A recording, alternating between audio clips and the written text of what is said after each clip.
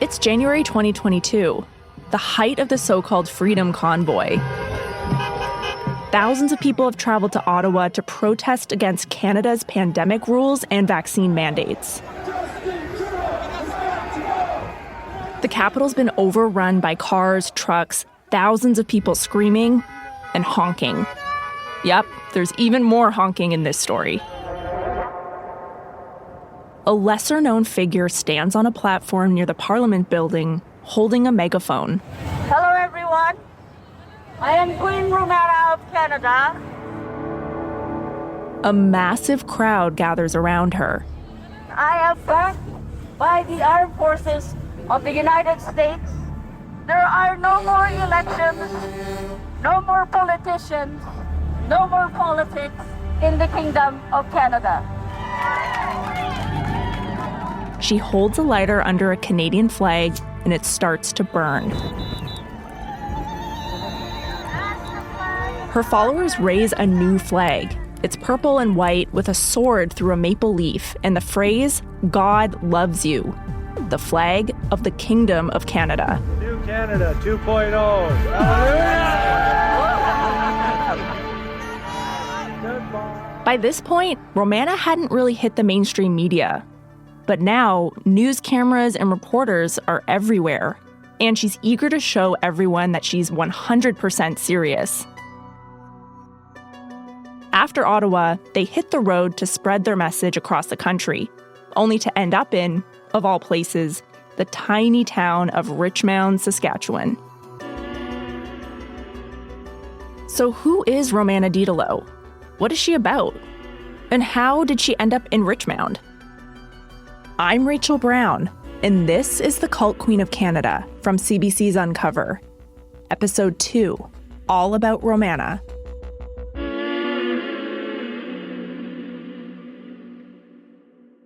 How can this woman, who's clearly either insane or demonically devious, get to run around the country creating all this disruption and chaos, and she's untouchable? Back in Richmound, retired school teacher Shauna Sain was decompressing on her farm. Her protest against Queen Romana was over. You need to go far, far away. There was no shootout, there was no burning school, no Waco. The protesters packed up and the RCMP didn't intervene. The cult stayed put.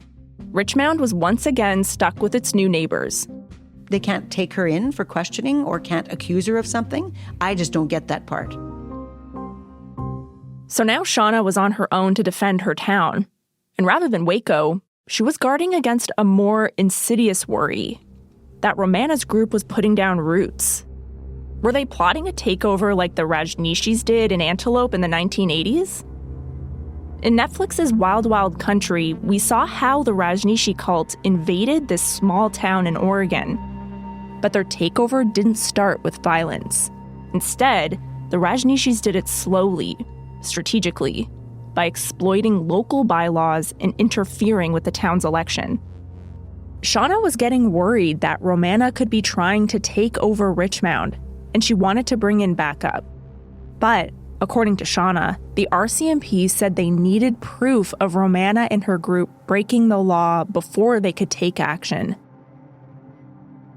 So Shauna started to research, looking into Romana's past to figure out who she was up against, and perhaps find information she could use against her.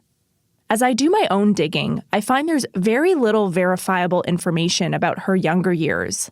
Most of the information comes from Romana herself. Greetings, everyone. Hello, everyone. Hello, Canada. I'm Romana Didulo. She says she was born in the Philippines to a privileged family, which she describes on an old website of hers as the modern equivalent of a royal family. By the time she turned 12, Romana says, both her parents had passed away. Around 1990, as a teen, she emigrated from the Philippines to live with family in British Columbia. When I pull her business records, it looks like she went on to be a serial entrepreneur, or at least tried to be. She ran a cleaning company, a recruitment firm for the oil and gas sector in Alberta, and another company called Infinite Wealth 24.7. Not sure exactly what that one did. And then there's my personal favorite, the time she tried to raise money online to buy bulletproof vests for Canadian police dogs. She made only $26 of her $2 million goal. If there's one thing I know about Romana, it's that she's a hustler. She would just keep starting these companies that would fail. They folded because she wouldn't pay taxes. That's Mac Lamoureux, my former colleague at Vice, who's been following Romana since the beginning. I actually spoke to a woman who had to sue her because Romana hired her to do some business, didn't pay her, stiffed her on the payment, then started threatening her and started acting really paranoid. From the court documents I've seen, this seems to be her pattern. Open a business, stiff employees, dissolve the business, repeat. By 2020, Romana was living on a street called, fittingly, Princess Avenue in Victoria, BC. Romana was living in the top floor of a boarding home on a pretty rough street in Victoria. I think Romana was living a life where she didn't have very much power. And she was ready to do something about that. And look, that year, 2020, was when we all got a little stir-crazy. But no one more so than Romana. While some of us stressed over our sourdough starters, Romana launched a federal political party called Canada First. Hello, Canada. I'm Romana Didulo. I'm the founder and the leader of Canada First. In her announcement video on YouTube, she sits next to a giant maple leaf flag. It's time for us to clean up the swamp in Ottawa. Ripping slogans from the American Republican Party, Romana promises to put an end to the lies and corruption in the government. So come and join us, and together, let's make a real change in Canada.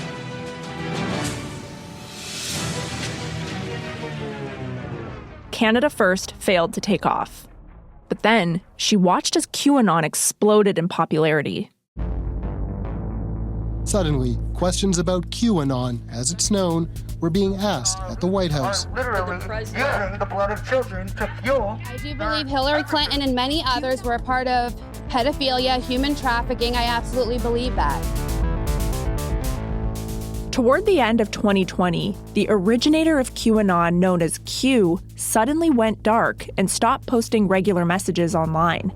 In Q's absence, there was a massive power vacuum. And from what happened next, it seems Romana spotted the opportunity of a lifetime.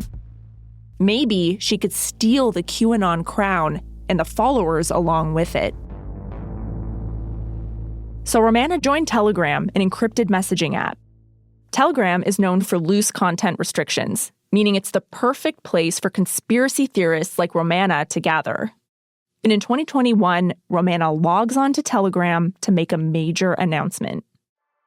As of February this year, 2021, I am the head of state and commander-in-chief of Canada, the Republic.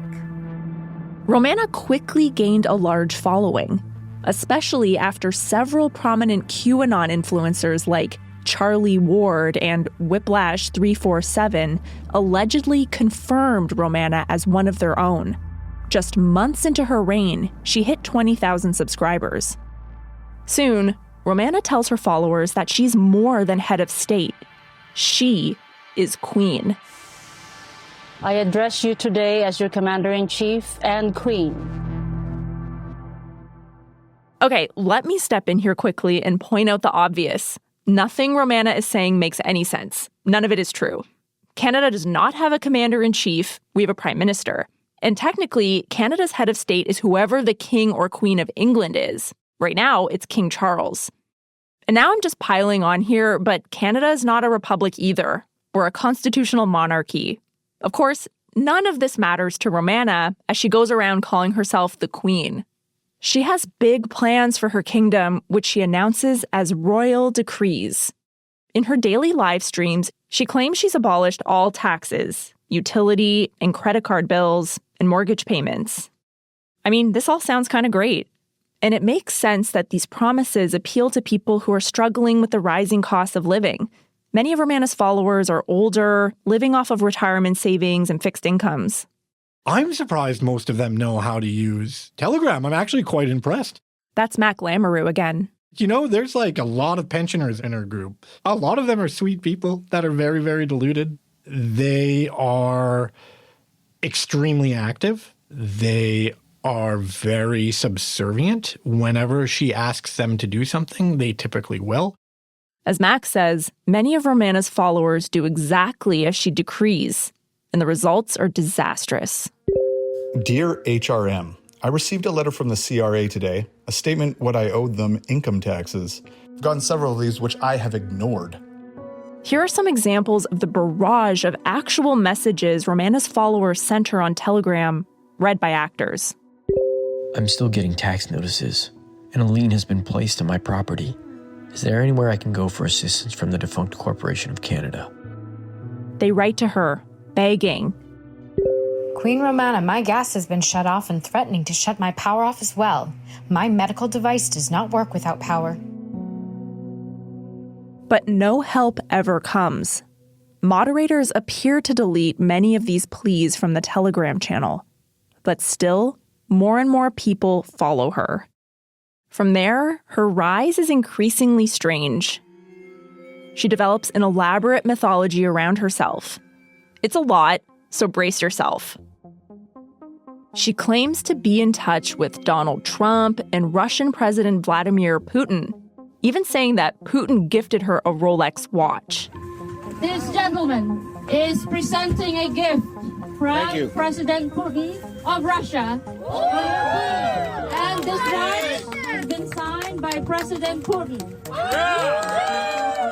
And her self-mythologizing only continues to escalate to otherworldly levels. She tells her followers she has access to med beds, non-existent technology that can cure any illness. She claims she's not only queen, but she's an extraterrestrial divine being with superior DNA, called DNA X. DNA X is God's tool, and in the name of God, Master Creator, I have released DNA X to each and every living I ams in the world and planet Earth. Romana refers to her followers as I ams, all caps, I-A-M. Religious studies scholars suggest that I am is likely a reference to God. Scholars have also noted that Romana's rhetoric shares similarities to the 1930s I am religious movement, where followers attempt to gain ascended master status. So much of her theology feels borrowed from other movements and slapped onto her own. Over just a few months, Romana escalates from right-wing to the fringe of the fringe, bringing her followers along with her like frogs in a pot of boiling water. She sucks in the anti-vaxxers, QAnon believers, and those looking for a tax break. And suddenly, they're bowing down to an alien queen, and they love her for it. You can watch this all play out on her Telegram channel. It feels important that you have a visual for how unhinged this Telegram feed is. It's full of emojis, strange memes, and heavily filtered glamour shots. There's a badly photoshopped image of Romana surrounded by bees and flowers and rainbows. It says, Queen Bee of all Homo sapiens. There's a picture of Romana with a coffee mug that says, Wakey wakey, meet the real boss. And everyone reacts with hearts, frogs, and alien emojis. Being inside Romana's Telegram channel feels like a strange mix of My Little Pony and Jonestown. The comment threads are fawning, adoring after every decree. By the end of 2021, her Telegram following had grown to more than 70,000, and she was ready to rally her troops for action in the real world. It was the height of the pandemic lockdown and the release of the COVID-19 vaccine. People were scared, skeptical, and stuck inside all day. The timing was perfect. She records this from her apartment in Victoria, BC, so don't mind the seagulls. Today I'd like to speak with you about the unlawful and criminal vaccinations. Romana claimed the vaccine was a tool of genocide and that the COVID quarantines were unlawful. She called on her followers to fight back. And I would like to send a very special thanks to our digital soldiers on Telegram. She told these digital soldiers to serve cease and desist letters on her behalf to businesses, politicians, police stations, anyone who was adhering to COVID restrictions. And her followers do. They post videos of themselves online, hand-delivering these letters. You're being served a cease and desist order. Thank you. What you're administering are war crimes. Everything related to COVID is war crimes. This is a huge moment for Romana. She learns she has the power to activate her followers to carry out her will in real life. All she had to do was issue commands from a keyboard. And soon, she wants more. And for those who are bent over backwards in harming the children and youth of this republic. Romana gathers her most loyal digital soldiers in a special channel called Duck Hunters. And she sends out a warning to anyone upholding pandemic restrictions and vaccine mandates. You will be put through Nuremberg trial for crimes against humanity and intentional genocide. Her threats become death threats.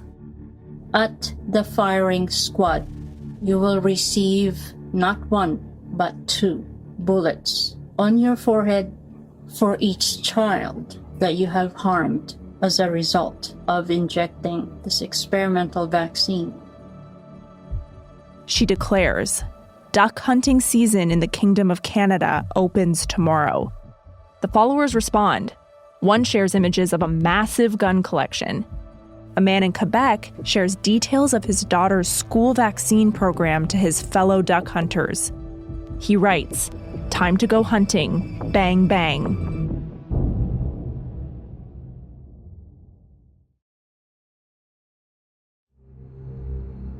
Mac Lamoureux, reporting for Vice at the time, checked in on Romana's Telegram channel and was startled by what he saw. She had made a post calling for duck hunters to come from America to shoot to kill people that were facilitating vaccinations to children. And then they started creating groups for these quote-unquote duck hunters. I got myself into one of these groups, and I was pretty taken aback by what I saw. Inside these groups were people posting photos of weapons. They were talking about where vaccinations were happening, and they were essentially saying, like, the minute Romana says, I am ready to go. So Mac published a story about the duck hunting execution threats, and it caught the police's attention. A prominent Canadian QAnon figure based in Victoria says she has been arrested. Within days, the RCMP's national security team, the same people who deal with terrorism threats, knocked on Romana's door and detained her under BC's Mental Health Act. They called out my name and said, "Open this door or we're going to break it in." I was escorted by multiple officers. Romana was released within 48 hours and took to YouTube to tell her followers that she was ordered to take a psychiatric assessment and in the end was deemed not certifiable. You're not certifiable, meaning you're not insane. The RCMP have never confirmed Romana's accounts publicly, and no charges were laid. Following her arrest, Romana learns a valuable lesson: that she has to be a lot more careful with how much risk she takes on. This time, the execution threats were attached to her and her name. She won't make that mistake ever again.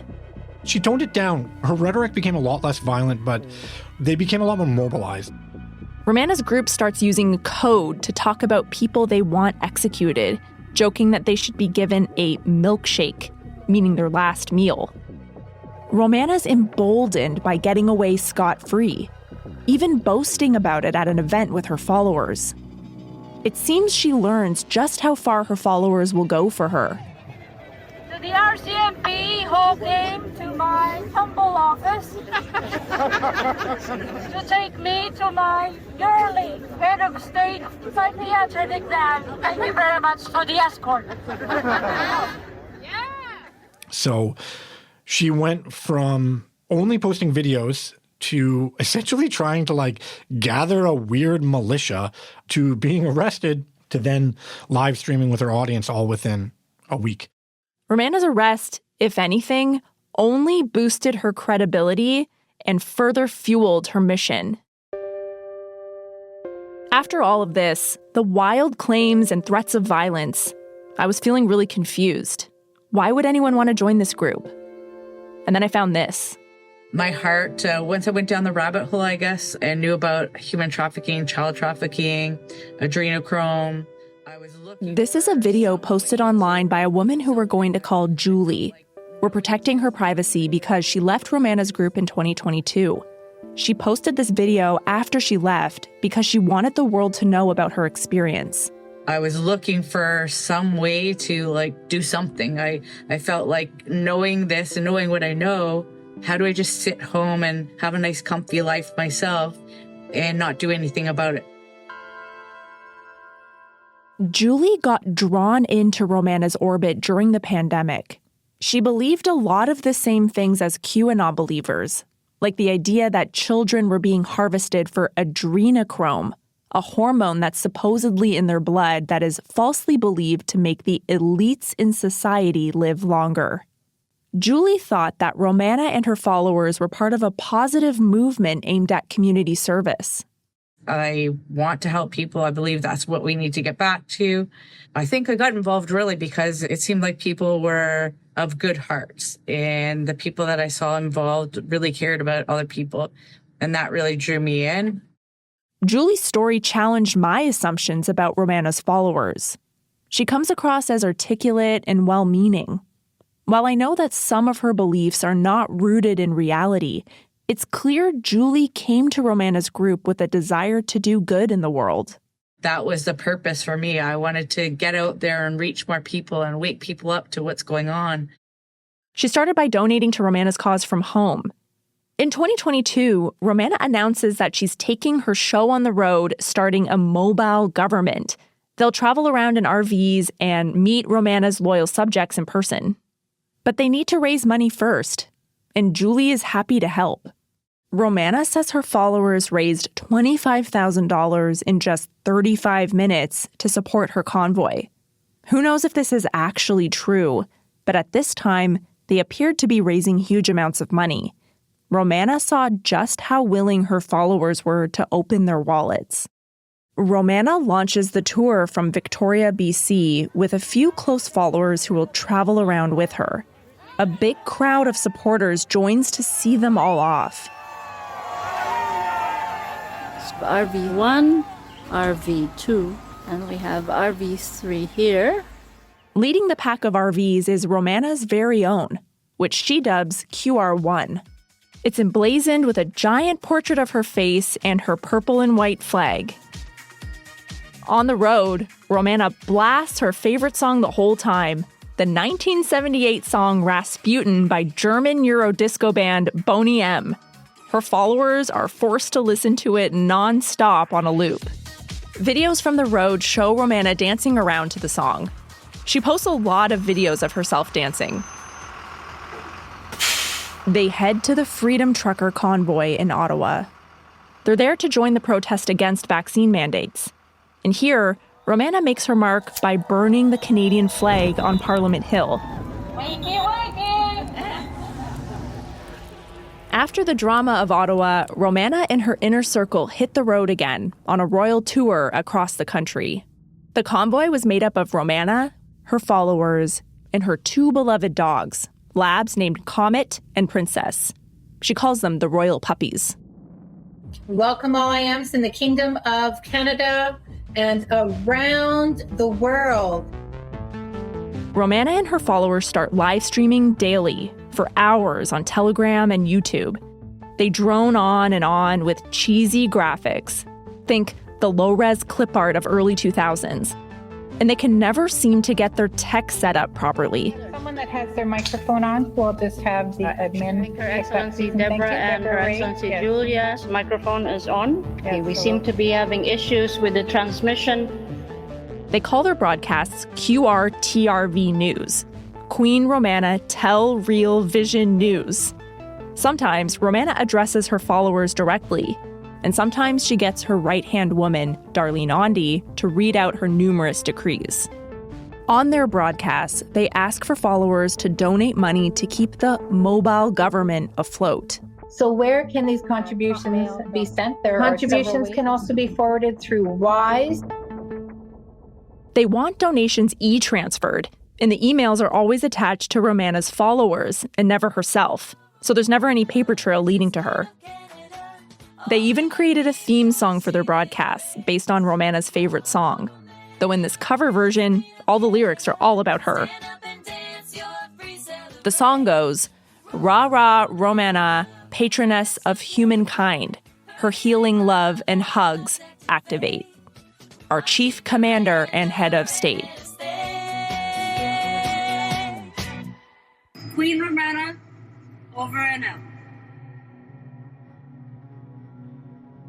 Julie, who had been supporting from afar, got the opportunity to join the royal tour. She left everything behind to become a part of Romana's trusted crew, living and traveling with them. The only way to really understand what goes on when you're on the team is to be on the road and to be a part of the team. Almost right away, it became clear that the trip was not as glamorous as she might have expected.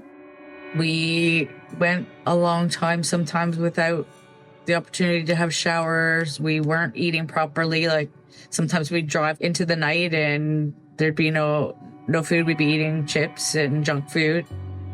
Still, she was driven by her purpose, to help save children she believed were being harmed and to support those in need. And she grew to love the team and their queen. I mean, I just loved Romana. I could laugh with her. She was funny. But the hours were long. You were never sleeping like a good sleep for the whole time I was there. Like some nights I stayed up all night doing security because I was trying to let other team members get a rest. Despite all of this, Julie was there for a reason. But what happened next made her see Romana and their whole dynamic in a new light. It was supposed to be like a silent, non-violent protest, but what happened sent everything south. Romana and her cohort of RVs landed in Peterborough, about an hour outside of Toronto, for a peaceful, run-of-the-mill anti-government rally. Frank Curtin, one of Romana's most loyal followers at the time, ushers a group to the local police station where some of them attempt to enter the lobby. We're going to request the military come and remove the criminals. Frank is enacting one of Romana's decrees for her followers to carry out citizens' arrests of local police officers for, quote, COVID crimes. This did not go over well, obviously. Quickly, this turns into a full-on brawl. At least 6 of Romana's followers are arrested. Frank and others are charged with assault.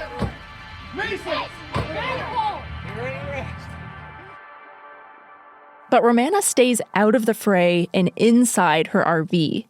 She broadcasts fake reports that her kingdom's military force, possibly extraterrestrial in nature, are ready to come to collect the Peterborough Police Department. So the triangular craft, military craft showed up, and that's the special forces right above the Peterborough Police Station. Romana had learned her lesson in Victoria after being arrested. Getting her hands dirty was not good for business. So for the rally in Peterborough, she sat serenely inside of her RV, while her followers put everything on the line. I had no knowledge that anything like that was going to happen or planned to happen. After the Peterborough incident, the mood changed on the team. They left town. Julie began having her doubts after seeing how the followers were being treated. People were worn out, working ridiculously long hours and eating poorly. People were supplying food that was like going on to QR1, and we weren't getting it in our RVs until it was going bad, so it was garbage. I've spoken with several other former followers who were there during this time. They told me that Romana was becoming increasingly paranoid. She would go so far as to threaten to kill followers over minor infractions. One time, she threatened to hang a follower out of a helicopter over a volcano and an alligator pit. She'd threatened to take others off planet, whatever that means. Some of these threats are pretty outlandish, but the followers know she really does have digital soldiers who are ready to take up arms. I tried reaching out to Romana for comment, but she didn't respond. We would look at each other and we'd say, like, do you think she's been taken off planet? Because she's not very friendly, like she's not very caring about us.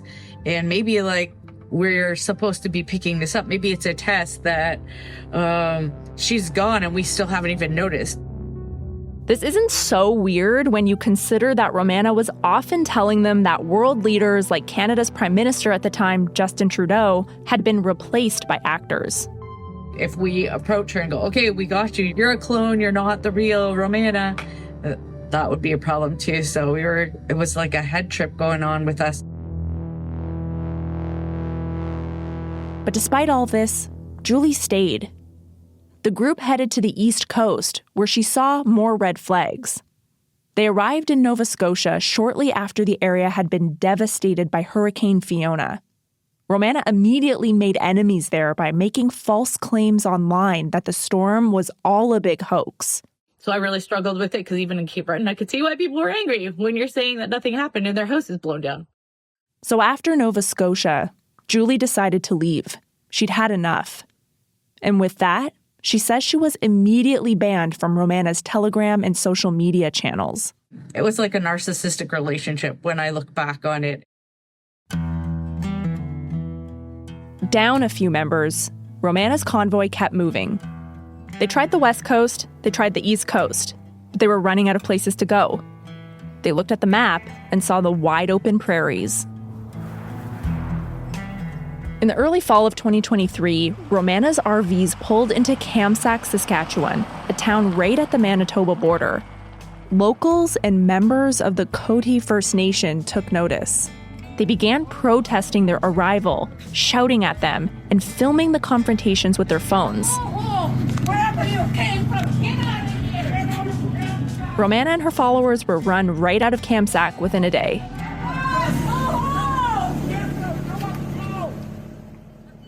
The cult's reputation had caught up with them. What seemed like a growing movement just weeks before was now in tatters, and the Queen's future wasn't looking so bright. But then they got an offer that must have seemed like divine intervention, like something Romana herself would have prophesied. A message from someone a few hours away. I purchased the property at the end of 2017, and I invited Queen Romana and team to come to Richmound. In the fall of 2023, Ricky Manns, the voice you heard there, invited the cult to Richmound. And what did you tell me, Rick? Oh my. Okay, this is facts. Well, this is fact. I told them that I live in a very friendly, peaceful town. Had no idea that this would happen. The RVs rolled in, the protest happened, then nothing happened. So who is this guy? On the QRTRV broadcast you're hearing, Ricky Manns sits beside the cult's press secretary wearing the cult's signature white ball cap and has this big gummy smile. Former schoolteacher Shauna tells me he is notorious in Richmound and has a reputation built long before he even invited the Queen. He had been in the Richmound area for years. His father was the mayor at one point. He even taught karate at the local school. Actually, my husband Darren took karate lessons from Ricky. I think the impression that people had was that he was kind of aggressive, right? Like a karate guy would be. In 2017, after the school closed, Ricky bought the building from the town. Ricky wanted to turn the school into a weed grow-op, but he failed to get it off the ground. So the school grounds sat empty for a few years. And then the pandemic hit. Some locals told me that Ricky's always been a bit of a conspiracy theorist. You know, one year he was sad. He said, "I'm so sad." I said, "Why?" "Trump's dead. He's been put in Gizmo or Guantanamo or whatever the heck they call it." And I said, I just seen him on TV. Oh, those are all actors. Huh? But during the pandemic, he fell down the Romana rabbit hole hard. He believes it 100%, 110% he believes. And now, he's hosting Romana and her followers in his empty school. And Richmound has not taken kindly to his visitors. But as Shauna, the former school teacher, and others in town have learned, being a part of a cult or inviting a cult to stay on your property is not a crime. So far, Shauna can't prove that anything they're doing is illegal. So at 4 o'clock every afternoon, the cult's live stream begins. Shauna tunes in. You are watching QRTRV News. Even when it's absolutely infuriating. They brought in paid protesters. She watches them insist that they are not a cult. No one is held here against their will.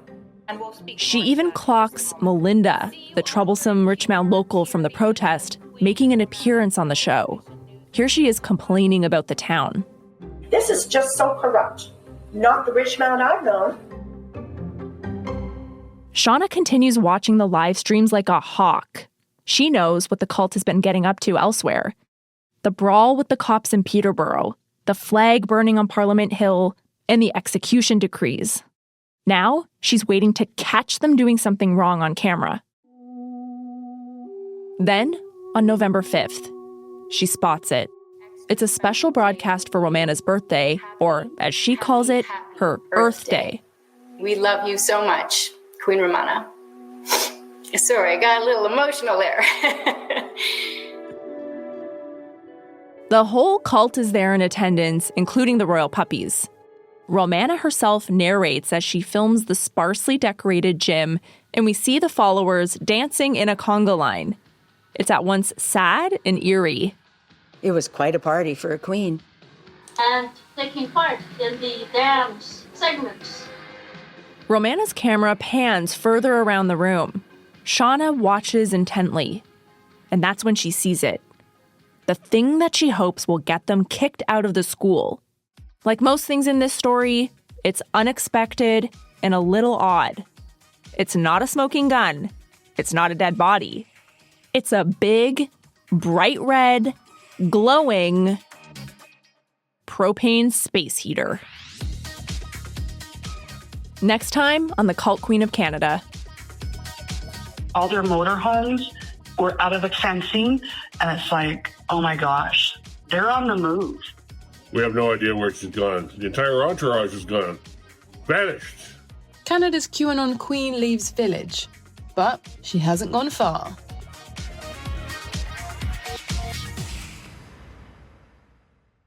Tune in next week for an all-new episode of The Cult Queen of Canada. Or you can listen ahead to the full series now by subscribing to CBC True Crime Premium on Apple Podcasts, or by subscribing to the CBC True Crime channel on YouTube. Links in the description. The Cult Queen of Canada is a production of New Metric Media and Muse Entertainment for CBC Podcasts. The show is hosted by me, Rachel Browne. It's written and produced by Pippa Johnstone and Rachel Browne. The series producer is Chris Kelly. Sound design and original music by Mark Angley. Our senior producer is Jeff Turner. Our digital producer is Emily Cannell. The series was developed by Chris Kelly, Courtney Dobbins, and Rachel Browne. For New Metric Media, the executive producer is Mark Montefiore. The vice presidents of podcasts are Chris Kelly and Pat Kelly. For Muse Entertainment, the executive producers are Courtney Dobbins and Jonas Prupis. For CBC, the executive producers are Cecil Fernandez and Chris Oak. Tanya Springer is the senior manager, and Arif Noorani is the director of CBC Podcasts. If you're enjoying the show, consider checking out another series from CBC. One I really like is called Caitlin's Baby. It's a wild tale about a pregnant young woman in crisis who takes dozens of birth workers, or doulas, through an escalating series of disasters. One by one, the doulas struggle to support her and grieve with her, and even save her life as they're led down a distressing path. And then the truth comes out. You can find it, along with all other CBC podcasts, wherever you get your podcasts.